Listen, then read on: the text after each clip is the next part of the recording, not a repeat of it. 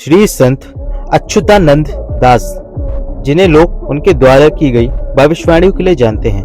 उनकी भविष्यवाणियां पढ़कर ऐसा लगता है जैसे कि उन्हें भविष्य का कई वर्ष पूर्व ही देख लिया था। वह भूत, भविष्य और वर्तमान की होने वाली घटनाओं को एक साथ देख सकते थे और अपनी इसी शक्ति और ज्ञान के बल पर उन्होंने एक पुस्तक लिखी जिसका नाम था भविष्यमालिका। भविष्यमालिका पुस्तक के कई अलग अलग भाग हैं जिसमें की गई भविष्यवाणियां 101% सही हैं और आगे भी सत्य होना निश्चित है। उन्होंने अपने भविष्यवाणियों में बताया है कि भगवान कल के अवतार कब आएंगे, दुनिया के अंत के पहले क्या स्थिति होगी, दुनिया का अंत कैसे होगा, हिंदुस्तान का आखिरी राजा कौन होगा, चाइना की स्थिति क्या होगी, अमेरिका और रूस की स्थिति क्या होगी, भारत की क्या स्थिति होगी, थर्ड वर्ल्ड वॉर कैसा लड़ा जाएगा, इसका बाद संसार का फिर निर्माण होगा। इन सब बातों पर उन्होंने बहुत सी महत्वपूर्ण भविष्यवाणियां की हैं। लेकिन विडंबना देखिए, हम लोग नास्ट्रेडमस और बाबा वेंगा आदि विदेशी लोगों की भविष्यवाणियां सुनते मानते, लेकिन अपने ही देश के महान संतों की भविष्यवाणियों के बारे में सिर्फ 1 से 2% लोगों को ही पता होगा। हर महादेव मित्रों, स्वागत है आपका एक बार फिर से हमारे चैनल अद्भुत प्रयास के अद्भुत वीडियो में। आज हम अपने वीडियो में संत अच्युतानंद दास महाराज के द्वारा लिखित पुस्तक भविष्यमालिका की भविष्यवाणियां करेंगे। ये वीडियो बहुत ज्यादा स्टडी करके बनाया गया है क्योंकि मित्रों इस पुस्तक की कॉपी हिंदी, संस्कृत या अंग्रेजी में नहीं है। ये बस ओडिया भाषा में है जिसे हम हिंदी में ट्रांसलेट करके आप लोगों को बता रहे हैं। इसलिए वीडियो को एंड तक जरूर देखिएगा और अगर चैनल में नए हैं तो सब्सक्राइब जरूर कर दीजिएगा, साथ बेल आइकन को भी दबा दें ताकि आप लोगों को ऐसे न्यू वीडियो की नोटिफिकेशन सबसे पहले मिलते रहेंगे। तो चलिए दोस्तों, वीडियो को कंटिन्यू करते हैं और आज से हम लगभग 600 वर्ष पूर्व 15वीं 16वीं शताब्दी के बीच में उड़ीसा में वैष्णव समुदाय के एक बहुत ही महान संत अच्युतानंद दास जी हुए थे और उसी समय उनके समकालीन 5 और भी संत थे। इन सबको मिलाकर पंचसखा कहा जाता था। भविष्यवाणियां करके उन्होंने एक बुक लिखी और उसे अच्युतानंद मालिका के नाम से जाना जाता है, जिसमें उन्होंने सनसनी भविष्यवाणियां की हैं और इनकी भविष्यवाणियां नास्ट्रेडमस की तरह नहीं है कि किसी को भी समझ ना आए। शायद आप लोग जानते होंगे नास्ट्रेडमस की भविष्यवाणियों की भाषा समझ नहीं आती है। नास्ट्रेडमस की भविष्यवाणियां छंदों के रूप में होती हैं जिन्हें क्वार्टरीन कहा जाता है, लेकिन इनको पढ़कर कुछ भी समझ नहीं आता।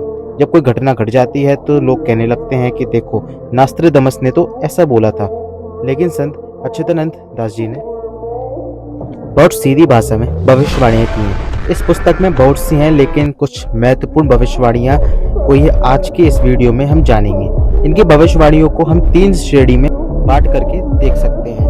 पहली श्रेणी में कलयुग का अंत की शुरुआत कैसे होगी, उसके क्या क्या लक्षण हैं।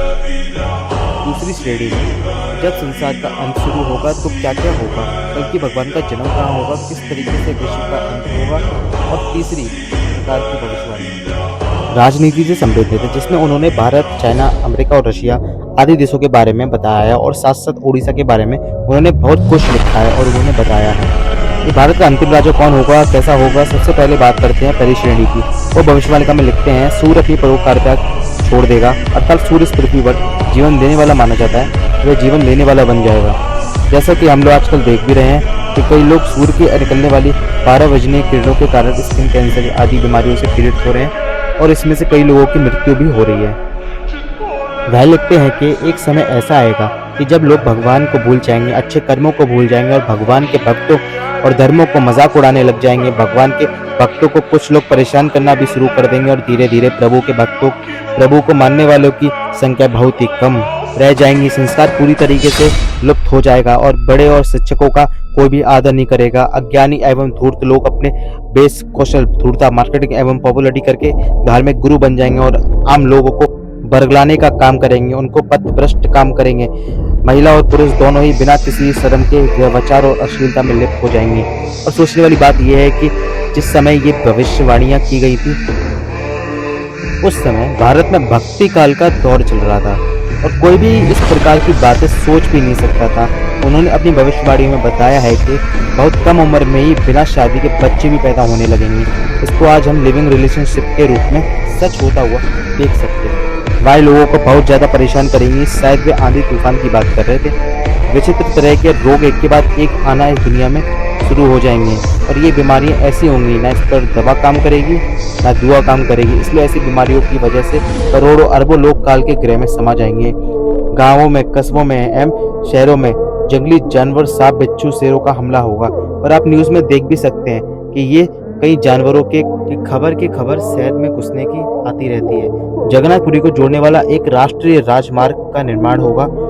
जबकि मित्रों, आज से 600 वर्ष पूर्व नेशनल हाईवे का कोई कॉन्सेप्ट नहीं था।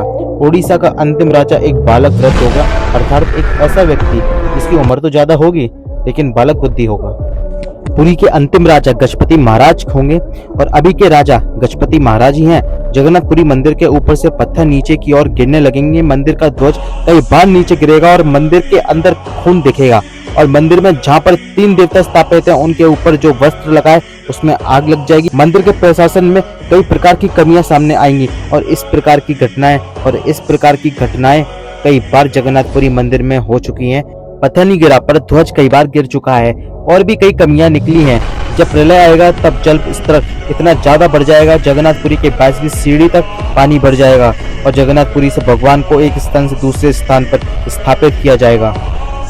अंत के पहले महंगाई अपने चरम पर होगी। खाने पीने की वस्तु दुर्लभ हो जाएंगी। खाने पीने की वस्तुओं के लिए लोग सड़क पर दंगे करेंगे। रोज रोज नए रोग आएंगे। प्राकृतिक आपदाओं का अंबार लग जाएगा। सरकार जनता पर अपने नए प्रकार के टैक्स लगाएगी जिसके कारण जनता में आक्रोश पनपेगा। इस परिस्थितियों में लोग सड़क पर उतरने पर मजबूर होंगे। अफरा तफरी, लूटपाट, अव्यवस्था, पूरे समाज में अराजकता फैल जाएगी। उन्होंने कल्कि अवतार के बारे में बहुत ही स्पष्ट शब्दों में लिखा है कि कल्कि अवतार का कहाँ जन्म होगा, उनका नाम क्या होगा, वो किस प्रकार अपने भक्तों से जुड़ेंगे और किस तरीके से एक बड़ा युद्ध होगा, उनके माता पिता का नाम क्या होगा। बहुत सारे चिरंजीवी जैसे हनुमान जी, कृपाचार्य, अश्वत्थामा, परशुराम, राजा बलि, विभीषण, महर्षि वेदव्यास इस युद्ध में हिस्सा लेंगे। कैसे हर गांवों, कस्बों, शहरों में बहुत कम लोग बचेंगे। इस दुनिया में तबाही आएगी तो क्या क्या होगा, क्या हालात होंगे। अमेरिका, चाइना, इंडिया, रशिया की स्थिति कैसी होगी। भारत का अंतिम राजा कौन होगा और कैसा होगा क्राइम, झूठ, फरेब। ये सब चीजें आजीविका के साधन बन जाएंगे। जो लोग ज्यादा बेईमान हैं वही लोग सेठ कहलाएंगे। जब प्रलय आएगा तो आसमान में एक नए 2 सूर्य दिखेंगे। रात के धुंध में भी युद्ध की धुंध बजेगी। फिर 7 दिनों तक सूर्य नहीं निकलेगा। पृथ्वी बहुत बुरा तरीके से हिलेगी और उसमें गांव, कस्बे, शहर सब तबाह हो जाएंगे। विश्व की जनसंख्या बहुत कम रह जाएगी।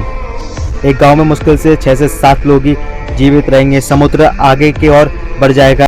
एक बहुत ही बड़ी सुनामी आएगी और समुद्र किनारे बसे हुए कई जगह दुनिया के समुद्र में समा जाएंगे। उड़ीसा के 6 जिले डूब जाएंगे। भगवान जगन्नाथ एवं उनका परिवार दूसरी जगह पर जाकर बस जाएंगे। उस स्थान का नाम छतियाबाद होगा। और 2023 में उड़ीसा में बड़ा जल प्रलय आएगा। राजनीति भविष्यवाणी में उनने कहा है कि भारत पर चीन और मुसलमान मिलकर आक्रमण करेंगे, जबकि इस भविष्यवाणी के समय पाकिस्तान नहीं था। हो सकता हो पाकिस्तान और चीन मिलकर आक्रमण कर दें और ये युद्ध काफी दिनों तक चलेगा। 2024 में बहुत बड़ी त्रासदी आएगी जिसमें अरबों लोग मारे जाएंगे। मल्लिका के अनुसार कल्कि अवतार संबल ग्राम में होंगे। संबल उड़ीसा में भी, उत्तर प्रदेश में भी, उत्तराखंड में भी और भारत के बहुत से गांवों का नाम संबल है, लेकिन उनका इशारा शायद उत्तराखंड, उत्तर प्रदेश और उड़ीसा की ओर है। भगवान कल्कि जंगल या दूर दराज के क्षेत्रों में अपना अनुयायियों इंगेज करेंगे। इनके अधिकांश समर्थक भी अपने आप को पब्लिसिटी से दूर रखेंगे और छुप के रहेंगे और समय आने पर वे भगवान कल्कि की ओर से लड़ेंगे। मल्लिका के अनुसार जितने भी चिरंजीवी हैं वो इनका युद्ध में साथ देंगे। श्री सुसु अनंत मल्लिका के अनुसार भगवान कल्कि 74,000 भक्त एक जगह पर जन्म लेंगे और ये सब महाभारत काल के लोग होंगे जो पुनः धरती पर वापस जन्म लेंगे और भगवान कल्कि के साथ मिलकर युद्ध लड़ेंगे। इसके साथ ही 64 धार्मिक गुरु और 8 सैन्य अधिकारी भी जन्म लेंगे, लेकिन ये सभी वैष्णव समुदाय के नहीं होंगे। विष्णुयास एवं जसोमती कल्कि भगवान की माता पिता होंगे। इन लोगों के संयोग से कल्कि भगवान जन्म लेंगे। दूसरी पुस्तक अच्युतानंद शून्य संहिता के 4थे अध्याय में लिखा है कि कलयुग के अंत में जब मानव मूल्य का ह्रास हो जाएगा तब भगवान जगन्नाथ के कल्कि के रूप में संबल नाम स्थान पर जन्म लेंगे। एक अन्य स्थान पर गया का जिक्र भी आता है जो कि बिहार में पड़ता है। भगवान नारायण का स्थान माना जाता है और विष्णु शर्मा उनके पिता का नाम होगा। भगवान कल्कि का नाम चक्रधर होगा। बचपन में उन्हें बहुत सी दिक्कतों का सामना करना होगा, लेकिन अंत में वह इस अंधकार को चीरकर पृथ्वी पर बचे लोगों को निराकर मंत्र देंगे। अगाथा भविष्य मालिका के अनुसार जो भी लोग इस घोर कलयुग में धर्म के रास्ते पर चलने वाले हैं वह लोग जान लें, चक्रधरी कल्कि अवतार होंगे। इसका मतलब कि भगवान कल्कि का जन्म चक्रधर के रूप में होगा। भविष्य मालिका के अनुसार कलयुग का अंत की शुरुआत हो चुकी है। अब भगवान कल्कि भी जन्म ले चुके हैं। यदि भविष्य मालिका के माने तो भगवान कल्कि अपने शक्तियों से इस विश्व में एक युद्ध की परिस्थिति पैदा करेंगे और ये युद्ध अच्छे और बुरे लोगों के बीच होगा, अर्थात अच्छाई और बुराई के बीच।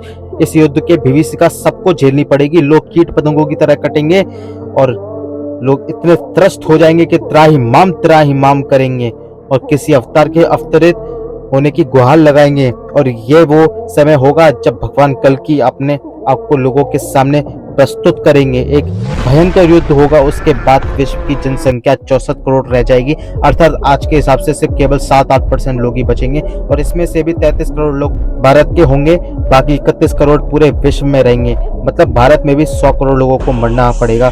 ये मरने वाले वह लोग होंगे जो धर्म के रास्ते पर नहीं हैं, अधर्म के रास्ते पर हैं।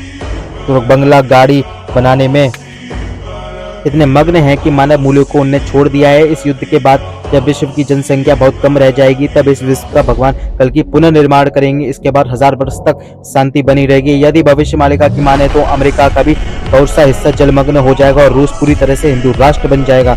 चीन तबाह हो जाएगा और कई भागों में बिखर जाएगा। भारत का अंतिम राजा ऐसा होगा जिसकी कोई संतान नहीं होगी, मतलब वह संतानहीन होगा और एक योगी पुरुष होगा। उनका इशारा शायद नरेंद्र मोदी की ओर था, क्योंकि उनकी भी कोई संतान नहीं है। वह या फिर योगी आदित्यनाथ की बात कर रहे थे, क्योंकि वे एक योगी पुरुष है और उनकी भी कोई संतान नहीं है। भविष्य मालिका की माने तो ये दुनिया अपने अंतिम पड़ाव पर पहुंच चुकी है। इसमें लिखा है कि 2025 के बाद समय एक भविष्यिका के समान होगा। तो दोस्तों, ये थी भविष्य मालिका की पुस्तक की कुछ महत्वपूर्ण भविष्यवाणियाँ। आप इन भविष्यवाणियों के बारे में क्या सोचते हैं हमें कमेंट्स करके ज़रूर बताना। और वीडियो अच्छा लगा हो तो लाइक करें, दोस्तों रिश्तेदारों के साथ शेयर करें और चैनल को सब्सक्राइब करें। मित्रों, मिलते हैं अद्भुत प्रहलाद के अद्भुत से अगले वीडियो में। हरे कृष्णा।